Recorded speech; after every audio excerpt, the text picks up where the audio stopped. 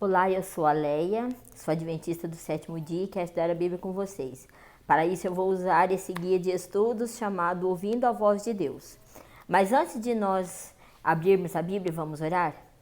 Querido Deus, nosso Pai, me usa, Senhor, com Teu Espírito Santo para poder falar a Tua palavra.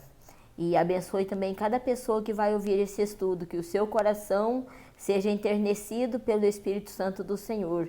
Eu te peço e agradeço em nome de Jesus. Amém. Hoje nós vamos estudar um assunto falando sobre o juízo. Um fato bíblico indiscutível é que todos nós, seres humanos, de todos os tempos, enfrentaremos o julgamento de Deus. Então, todos nós um dia vamos passar no tribunal de Deus. Salomão, que viveu há muitos anos atrás, muitos séculos atrás, ele escreveu no seu livro Eclesiastes, capítulo 12, verso 14, o seguinte: porque Deus há de trazer a juízo todas as obras, até as que estão escondidas, quer sejam boas, quer sejam ruins. E também o apóstolo Paulo, ele escreveu o seguinte lá em Romanos 14, 10. Pois todos compareceremos diante do tribunal de Deus. Então, se todos nós vamos comparecer diante do tribunal de Deus, de que modo ocorrerá esse julgamento? Quais os critérios estará fundamentado esse julgamento? Quem será o juiz? E como podemos ser absolvidos? A Bíblia vai nos responder isso. Então, a primeira pergunta do estudo hoje é o seguinte: para onde Jesus foi após a sua ascensão aos céus? Vamos abrir o livro de Hebreus, capítulo 9, verso 24. Vamos ver o que diz aqui. Hebreus 9, verso 24 diz assim: porque Cristo não entrou em santuário feito por mãos, figura do verdadeiro, porém no mesmo céu, para comparecer agora por nós diante de Deus. Então, Jesus, quando ele subiu ao céu, ele entrou no lugar santo, no santuário lá no céu. E ali ele intercede por nós. E ainda, no capítulo 8, o verso 1 do mesmo livro de Hebreus diz assim: ora, o essencial das coisas que temos dito é que possuímos um tal sumo sacerdote que se assentou à destra do trono da majestade nos céus. Então, Jesus, o sumo sacerdote, ele hoje está assentado no trono da majestade, lá no céu. Aí fala assim, então, o que Jesus está fazendo lá no céu? Lá no lugar santo. Nós vimos aqui que ele está sentado no trono da majestade e ele comparece diante de Deus por nós. Então, por que ele comparece? Quando Jesus morreu na cruz do Calvário, ele adquiriu o direito de ser o nosso advogado. E está aqui no livro de 1 João, capítulo 2, verso 1 diz assim: filhinhos meus, estas coisas vos escrevo para que não pequeis. Se todavia alguém pecar, temos um advogado junto ao Pai, Jesus Cristo, o justo. Então, Jesus, ele é o nosso advogado.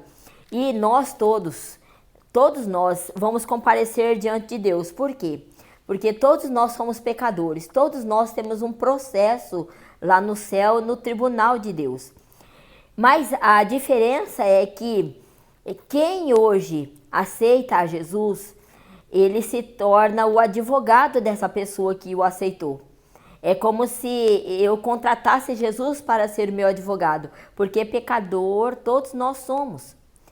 E aqui fala assim, que Jesus hoje está lá no céu. Em alguns momentos ele é juiz, em alguns momentos ele é advogado. E nós vamos saber agora, no estudo para frente, né, em qual momento Jesus é juiz e em qual momento ele é advogado. No livro de Daniel, capítulo 8, 14 ao 17, fala alguma coisa sobre juízo. Vamos ver aqui Daniel, capítulo 14. O livro de Daniel é um livro que fala muito sobre o fim. É o livro de Daniel e Apocalipse. Então vamos ver aqui, Daniel 8, 14. O que diz? Fala assim, ele me disse, até 2.300 tardes e manhãs e o santuário será purificado.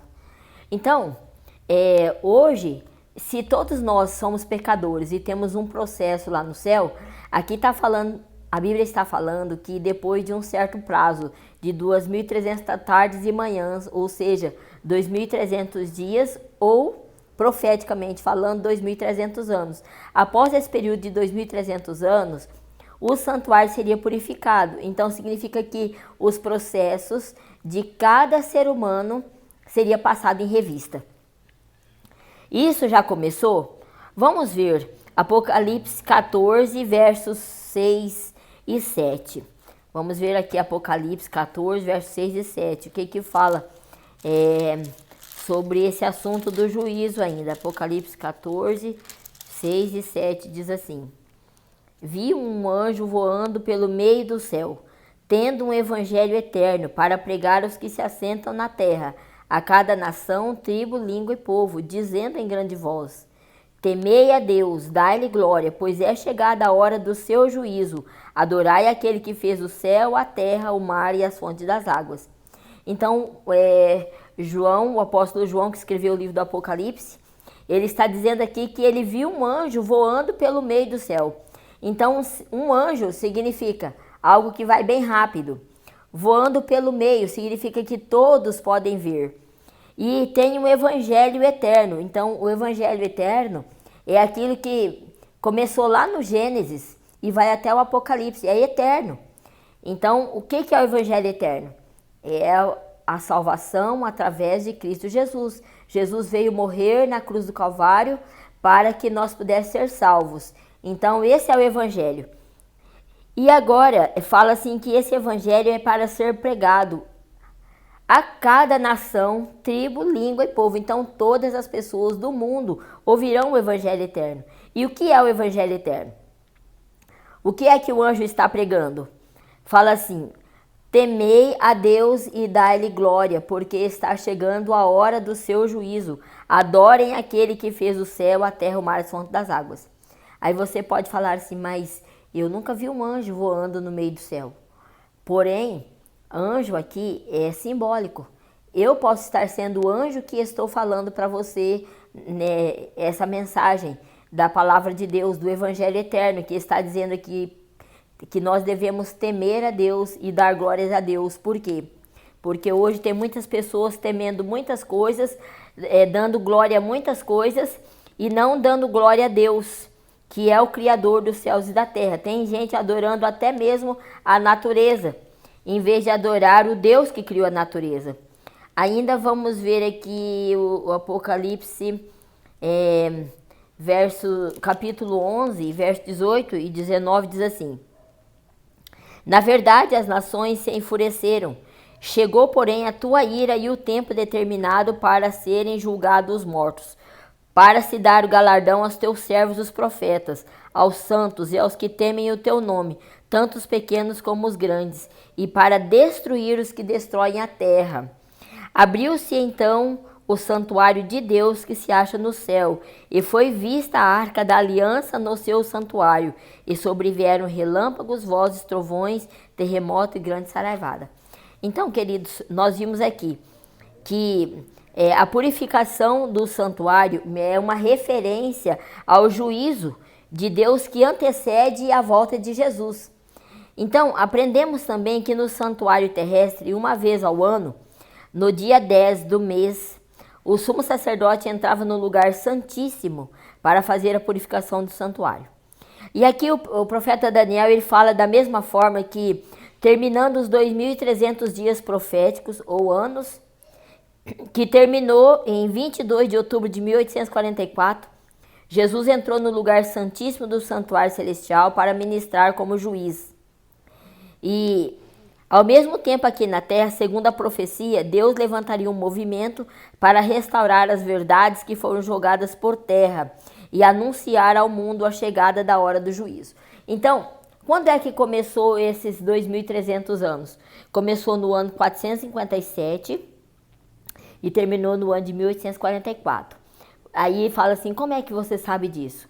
Porque se você estudar essas profecias que está lá em Daniel 8, nós vamos ver, né, que o próprio anjo dá a interpretação falou assim, no ano que o rei deu autorização para que, o rei Atarxerxes deu autorização para que o povo de Israel que estava escravo na Babilônia pudesse voltar para Jerusalém. E isso aconteceu no ano 457. Então Deus deu um prazo de 490 anos para o povo de Israel voltar para Jerusalém, reconstruir a cidade e os muros. E aí então nascer Jesus, e Jesus então fez o trabalho dele, morreu, ressuscitou, subiu para o céu. Então no ano 70, quando Jerusalém foi destruída, acabou então a profecia dos 490 anos para os judeus. E aí iniciou-se o período da igreja cristã. Esse período da igreja cristã, ele passou, né, pela Idade Média, o período em que a palavra de Deus ela foi escondida das pessoas. Era proibido as pessoas estudar a palavra de Deus. Porém, quando foi nos anos de 1789, voltou novamente a liberdade para que as pessoas pudessem estudar a palavra de Deus. E nós sabemos que nós estamos vivendo o tempo do fim, porque o próprio Jesus falou o que ia acontecer no tempo do fim. Então, nós não estamos assim inventando uma coisa para falar. Nós estamos falando o que a Bíblia fala. Estou falando do que está escrito na palavra de Deus. Então Jesus falou assim ó, tá lá em Mateus 24, verso 29, diz assim: logo em seguida a tribulação daqueles dias. Então que tribulação é essa que a Bíblia fala? Na Idade Média, muitas pessoas foram mortas porque elas queriam servir a Jesus. Então muitas pessoas foram mortas. E então foi conhecida como a idade escura do mundo. E aí foi uma tribulação muito grande para os cristãos. Você pode pesquisar isso na internet. Aí, Jesus fala assim: logo em seguida a tribulação daqueles dias, o sol escurecerá. Está no capítulo 24, verso 29 de Mateus. A lua não dará a sua claridade, as estrelas cairão do firmamento e os poderes do céu serão abalados. Então nós vimos aqui que isso aconteceu, né? O sol escureceu. Nós sabemos na história sobre o dia escuro. A lua no mesmo dia ficou vermelha como sangue, e também as estrelas caíram do céu. E não se pode até hoje explicar que fenômeno foi aquele, porque os cientistas não conseguiram explicar a razão daquele fenômeno. Porém, a Bíblia explica que é um sinal do início da volta de Jesus, do fim do mundo. E aí fala assim que depois desses acontecimentos, em seguida aparecerá no céu o sinal do Filho do Homem. Então, o que falta para acontecer? A volta de Jesus. Enquanto isso não acontece, nós estamos pregando a volta de Jesus, a segunda vinda de Cristo. Então, em 1844, terminou esses 2.300 anos proféticos. E a partir dali, então, iniciaram-se o tempo do fim. E o tempo, então, que Jesus, ele passou também, além de ser advogado, ele passou também a ser juiz. E aí você fala assim, mas como assim juiz? Juiz de quem? Bem, toda pessoa que morre, ela não vai para o céu como é ensinado por aí. Na hora que ela morre, ela vai para o céu. Não. Ela vai lá pro pó da terra e fica lá aguardando o momento da volta de Jesus. Mas antes da volta de Jesus, significa que na hora que a pessoa morre, o processo dela encerrou. Quer dizer, nós somos julgados por Deus pelas nossas ações, pelas nossas obras, pelo que a gente fala, pelo que a gente faz, pelas nossas atitudes.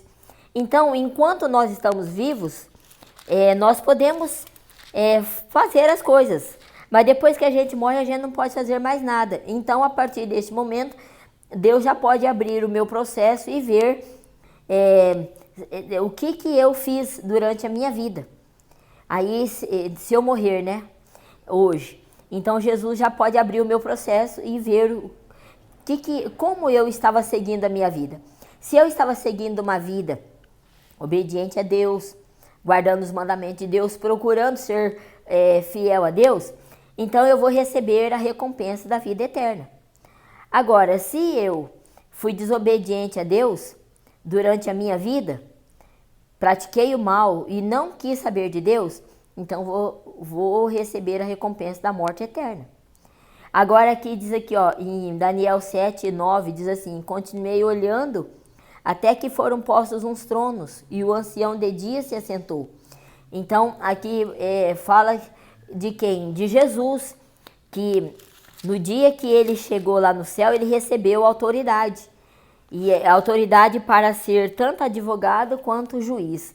Advogado porque ele morreu por nós. E juiz porque ele tem esse direito agora, ele recebeu essa autoridade. E aqui ainda em João 5:22 fala assim: o Pai a ninguém julga, mas confiou ao Filho todo julgamento. Então Jesus é o único que pode nos julgar. Por quê? Porque ele que veio, ele que andou aqui na terra, foi ele que conviveu com a gente, ele que sabe o que a gente passa. Então ele é o único que pode nos julgar. Deus não nos julga, quem nos julga é Jesus.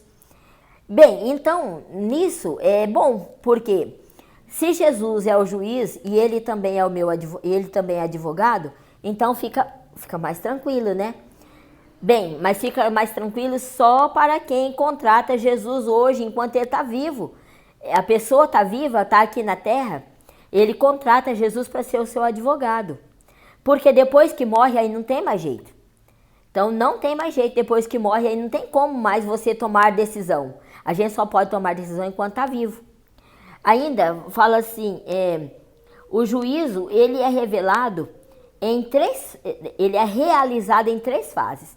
Nós sabemos que em todo julgamento, quando há um crime, existem 3 fases. O primeiro houve o crime.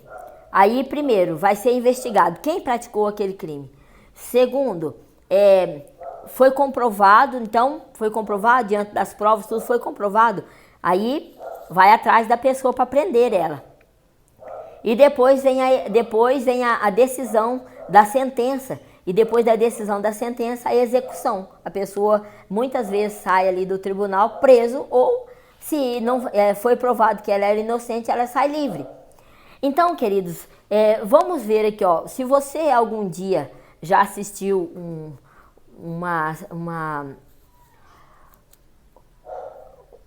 assistiu um julgamento, acontece mais ou menos assim.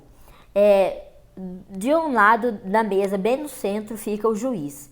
Na frente do juiz fica o réu. Sobre a mesa do juiz fica o processo com todas as provas colhidas. Do lado direito do réu fica o advogado de defesa e do lado esquerdo fica o promotor, que é o advogado de acusação. Então, queridos, dependendo do que estiver ali no processo, aquele réu vai sair dali ou condenado, né, ou vai sair livre, vai ser absolvido. Então, vamos ver aqui o que acontece conosco como pecadores. Então, todos nós somos criminosos diante de Deus. Todos nós cometemos pecado e todos nós merecemos então a morte, porque a Bíblia fala assim, que o salário do pecado é a morte. Porém, se nós somos pecadores e nós temos um processo lá no céu, então significa que Jesus, ele é hoje o juiz e é também o advogado de defesa. E Satanás, ele é o que nos acusa diante de Deus. E nós somos julgados pela lei de Deus, de acordo com o que está na palavra de Deus, na lei de Deus. Então, se Jesus ora está sentado na mesa do juiz, ora está sentado na cadeira do advogado, como é que a gente faz então para resolver essa situação se eu sou uma pecadora, se eu sou uma ré? Bem, enquanto eu estou viva aqui hoje, eu posso tomar uma decisão na minha vida. Jesus falou assim, creia em mim, todo aquele que crê em Jesus será salvo. Então, todo que crê em Jesus será salvo. Então, se hoje eu tomo a decisão na minha vida, é uma escolha minha, se eu tomar a decisão de crer em Jesus, crer no sacrifício dele lá na cruz, aceitar ele como meu Salvador, então neste momento eu estou colocando ele como meu advogado, então ele vai trabalhar como meu advogado e não como meu juiz. Porém, se eu for rebelde e não quiser aceitar a Jesus como meu Salvador, então quando ele olhar o meu processo, ele vai ser o meu juiz. Se eu for rebelde com Jesus. Então, vamos ver aqui. Quando é que está acontecendo, então, o juiz de investigação? Hoje, desde o ano de 1844 para cá, Jesus, ele está trabalhando nos processos da vida de cada pessoa que nasceu neste mundo, desde Adão até a última pessoa que morreu hoje. Então, cada processo é passado da presença de Deus e é investigado. Aí tá bom, vamos agora ver aqui. Se caso eu aceitei a Jesus como meu Salvador, então eu vou ser justificada, porque Jesus vai falar assim, não, meu pai, ela pediu perdão e é minha filha, ela aceitou eu como advogado dela, então, no caso, eu serei absolvida. Agora, aqueles que morreram e não aceitaram a Jesus, não quiseram saber nada de Jesus, foram maus, fizeram só coisas más durante sua vida. No dia da volta de Jesus, eles não vão ressuscitar. Eles vão ficar mortos por mais 1000 anos. Está aqui em Apocalipse 20. Apocalipse 20 e o verso 4. Diz assim: vi também tronos, e nestes sentaram-se aqueles aos quais foi dada a autoridade de julgar. Vi ainda as almas dos decapitados por causa do testemunho de Jesus, bem como por causa da palavra de Deus. Todos quantos não adoraram a besta, nem tampouco a sua imagem, e não receberam a marca na fronte e na mão, e viveram e reinaram com Cristo durante 1000 anos.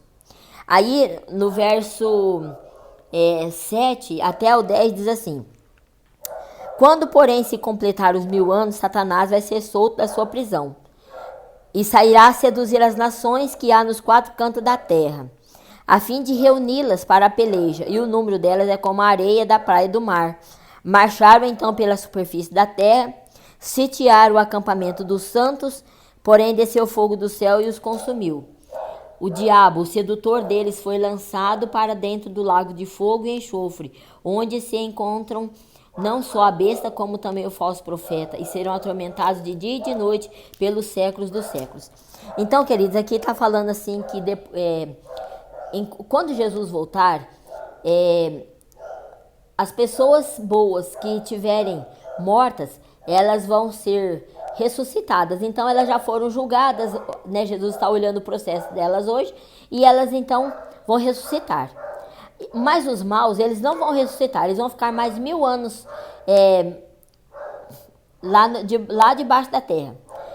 E Satanás será o único que vai ficar aqui em cima da terra com os seus anjos maus sobre a terra durante 1000 anos. Enquanto isso, os salvos estarão no céu com Jesus.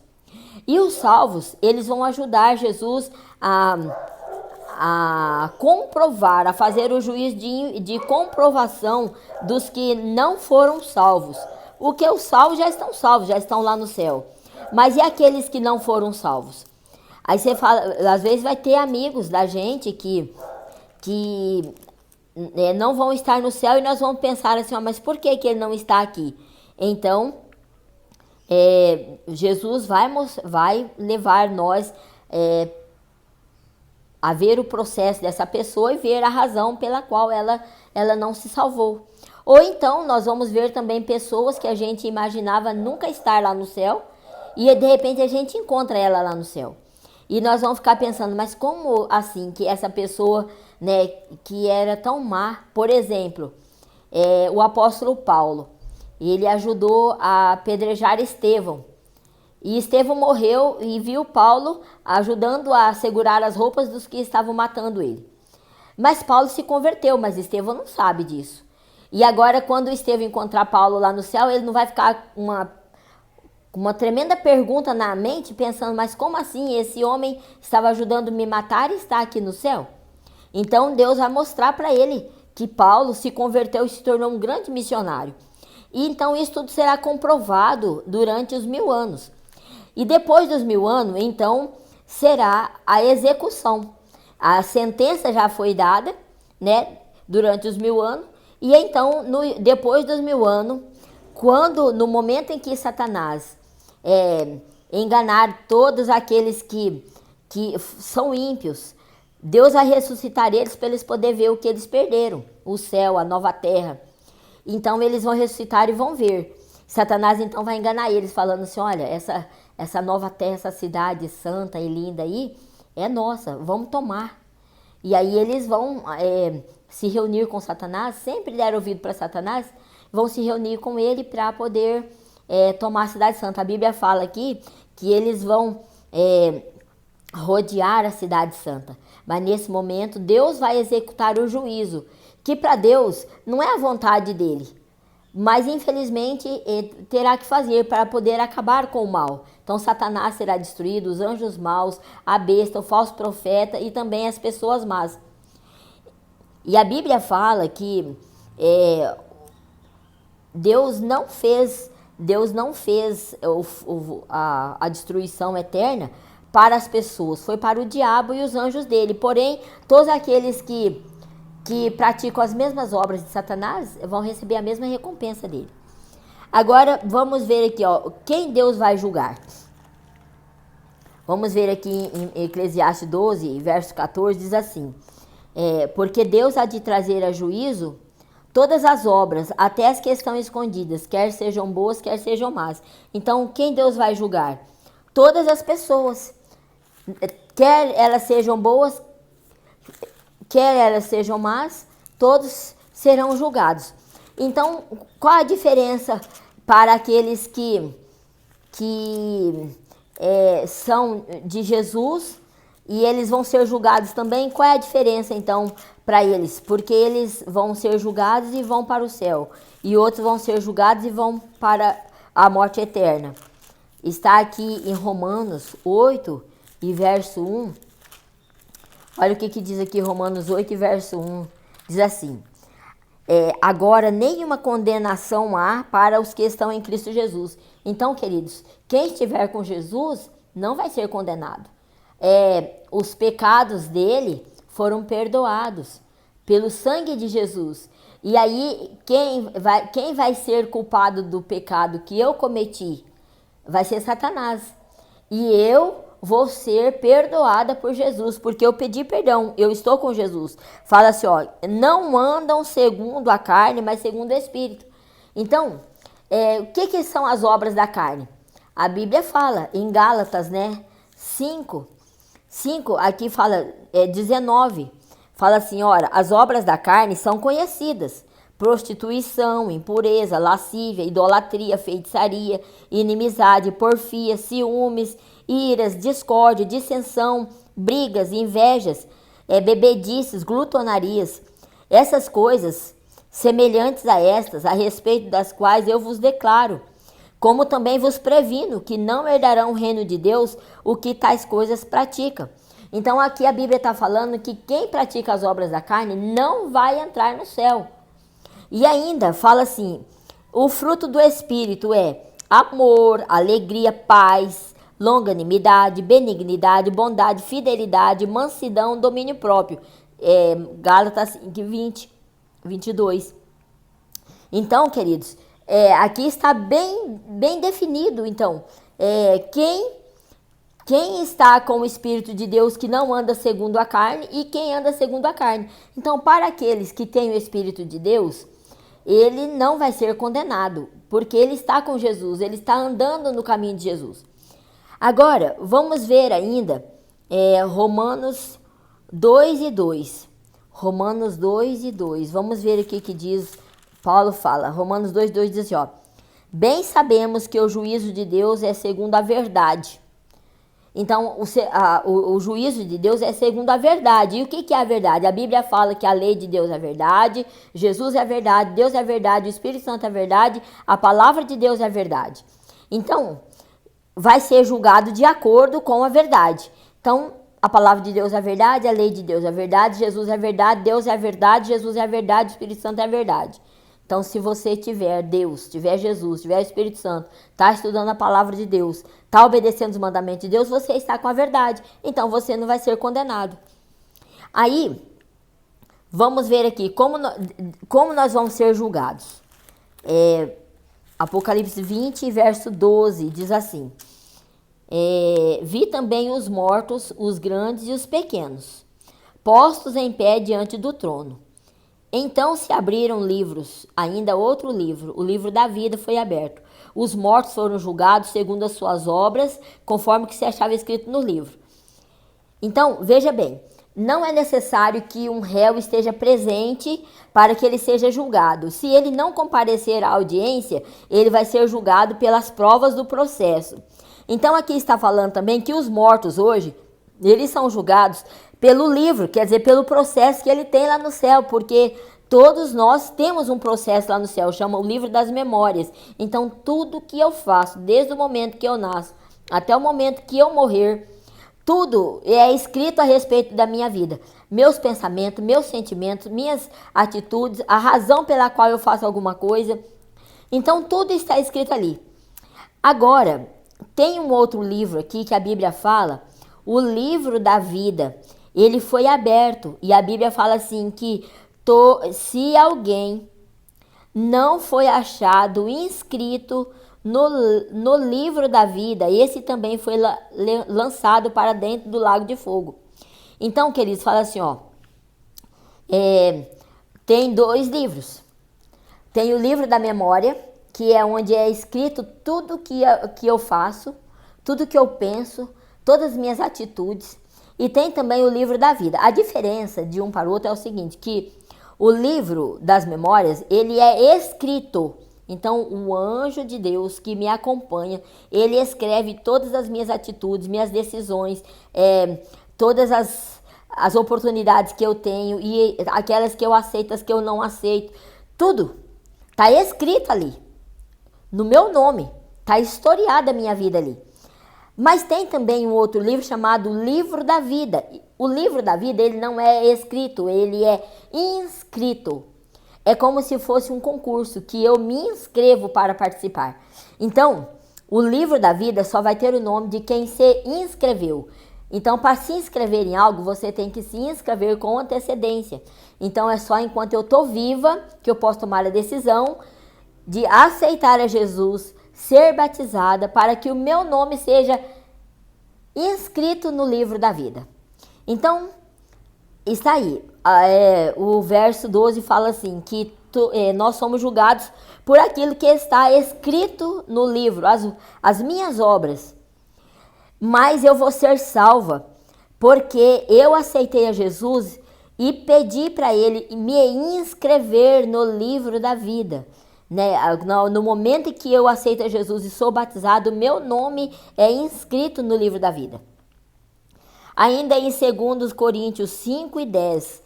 2 Coríntios, vamos ver aqui o que Paulo fala. 2 Coríntios 5 e 10 fala assim: porque importa que todos nós compareçamos perante o tribunal de Cristo, para que cada um receba o bem ou o mal que tiver feito por meio do seu corpo. Então hoje Deus deu o meu corpo para mim. E tem gente que fala assim, meu corpo, minhas regras, eu faço o que eu quero. Não é verdade. A Bíblia fala aqui que um dia eu vou ter que comparecer diante de Deus para poder responder pelo que eu fiz, seja bom, seja mal, enquanto eu estava viva aqui com o meu corpo. O que eu fiz? Ainda, Tiago 2, vamos ver Tiago 2, 10 ao 12. Vamos ver aqui. Tiago 2, 10 ao 12. O que Tiago, escreveu sobre esse assunto? Fala assim, porque qualquer que guarda toda a lei, mas tropeça em um só ponto, se torna culpado de todos. Porque aquele que diz não adulterarás, também ordenou não matarás. Ora, se você não adultera, mas mata, venha a ser um transgressor da lei. Aí fala assim, falai de tal maneira e de tal maneira procedei, como aqueles que hão de ser julgados pela lei da liberdade. Então hoje nós somos julgados pela lei de Deus, nós seremos julgados pela lei de Deus. A lei de Deus é chamada de lei da liberdade, por quê? Porque eu tenho a liberdade de escolher, Deus me deu o livre-arbítrio e eu posso escolher. Deus não me obriga a segui-lo, Ele não me obriga a fazer a vontade dEle. Porém, Ele fala as vantagens de eu seguir a Ele. E as vantagens é viver uma vida de paz e de amor aqui na terra, como está lá em Salmos 27, né? Vamos ver aqui. Salmo 27. Fala assim, 27...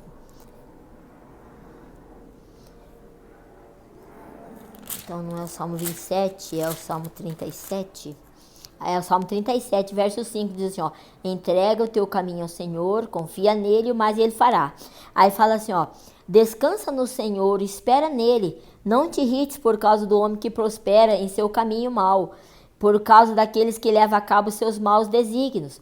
Fala assim, porque os malfeitores vão ser exterminados, mas quem espera no Senhor vão possuir a terra. E fala assim, mais um pouco, e o ímpio já não vai existir. Você vai procurar ele e não vai achá-lo. Mas os mansos vão herdar a terra e vão se deleitar na abundância de paz. Então aqui o próprio salmista Davi já conhecia isso. Então ele fala assim que aqueles que são obedientes a Deus, que amam Jesus, as vantagens de seguir a Jesus, você vai se deleitar aqui na terra, você vai ter paz. E ainda vai ter a vida eterna, uma abundância de vida eterna. E ainda, queridos, a Bíblia fala assim que todos nós podemos hoje aceitar a Jesus. Aqui fala assim, ó, que Deus firma os passos do homem bom. Nós temos muitas vantagens em seguir a Jesus. Aqui em Apocalipse, né? Capítulo 21, vou encerrar com essa parte, fala assim, ó. Vi um novo céu e uma nova terra, pois o primeiro céu e a primeira terra passaram e o mar já não existe. Vi também a cidade santa, a nova Jerusalém, que descia do céu da parte de Deus, toda enfeitada como uma noiva. Então ouvi a voz vinda do trono dizendo, aqui está o tabernáculo de Deus com os homens, Deus habitará com eles. Eles serão povo de Deus e Deus estará com eles. Ele lhe enxugará dos olhos toda lágrima, e já não existirá morte, nem luto, nem pranto, nem dor, porque estas coisas são passadas. E ainda falou assim, escreve, porque estas palavras são fiéis e verdadeiras. Querido, que maravilha, né? Nós podemos receber hoje essa palavra de Deus. Jesus hoje, ele quer ser seu advogado. Ele está lá no céu para trabalhar por você, pela tua salvação. Então, se você quer ter o teu nome inscrito no livro da vida, aceite a Jesus hoje. Peça o batismo nas águas para que seus pecados sejam lavados. Você receba uma nova vida em Jesus. E aí você também tenha o teu nome inscrito no livro da vida. E quando Jesus voltar, você esteja entre aqueles que vão dizer assim, esse é o nosso Deus que nós estávamos esperando. Então, que Deus te abençoe e vamos orar. Querido Pai, muito obrigado por esta promessa maravilhosa da salvação. E muito obrigado porque o Senhor é o nosso advogado. E nós queremos, Senhor, no dia da Tua volta, estar prontos, preparados para poder receber o Senhor. Receber também a nossa recompensa, o nosso galardão, que é a vida eterna. Pai querido, abençoa o Teu filho que está ouvindo essa palavra. Converta o coração dele, para que ele também possa receber o refrigério da esperança da salvação. É o que eu te peço em nome de Jesus. Amém. Querido, se você gostou dessa mensagem de hoje, compartilhe lá com os teus amigos, né? Compartilhe nos teus grupos e se inscreva no meu canal Leia Pereira, Estudando a Bíblia com Leia, e Deus te abençoe.